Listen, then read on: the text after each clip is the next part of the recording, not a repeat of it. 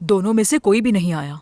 मुझे तो समझ नहीं आ रहा कि आगे क्या होगा। मुझे तो लगता है ये सब ऐसे ही चलता रहेगा, क्योंकि मुझे पता है कि हारिका आपा कभी भी माफ नहीं करेंगे, कभी भी नहीं। अम्मी देखें, मैं तो आपसे कह रही हूँ, अगर आपने मुझे थप्पड़ मारा होता तो मैं तो इस दुनिया के उस पार चली जाती। वूहू, घर छोड़ना तो छोटी बात है, और खास तौर पे जब मेरा बॉयफ्रेंड कमाल साहब जैसा हो, फिर तो मैं इस घर में कभी नहीं टिकती। कोई रोक के तो दिखाता। अच्छा, वाकई में मुझे अभी तक यकीन नहीं आ रहा कि वो कमाल के साथ कैसे चली गई। कमाल बुरा नहीं, लेकिन जिम भी काफी अच्छा लड़का है वैसे, लेकिन थप्पड़ कुछ ज्यादा ही हो गया। हाँ, कैसे ज्यादा हो गया? क्या कभी किसी ने सुरैया आंटी की मायूसी के बारे में सोचा? वो हारिका की हिफाजत करती आई हैं। वो हरगिज नहीं चाहती कि हारिका उस आदमी से मिले, क्योंकि वो बहुत खतरनाक है। खैर, मैं जानती हूँ मेरी बहन ने हारिका के लिए कितनी कुर्बानी दी है। वो हमेशा नरमी से पेश आई। जिंदगी में पहली बार उन्होंने कुछ ऐसा किया, और उन्हें ये करके पछतावा भी बहुत हुआ।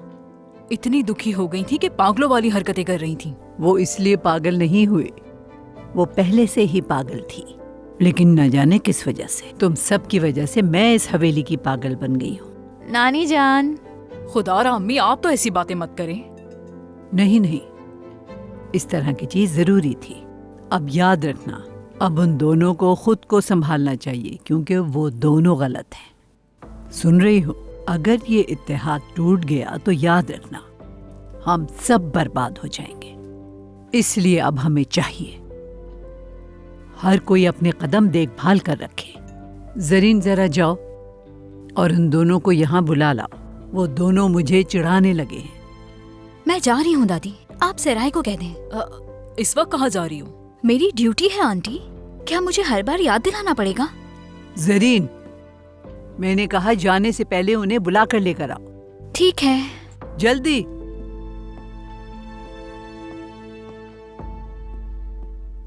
ओह मेरे खुदा। आंटी, खाने पे सब इंतजार कर रहे हैं। खाने पे बुला रहे हैं। भूख नहीं है मुझे।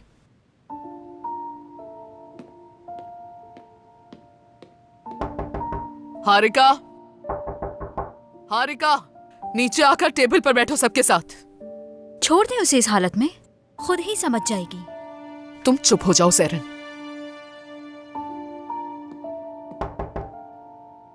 हारिका,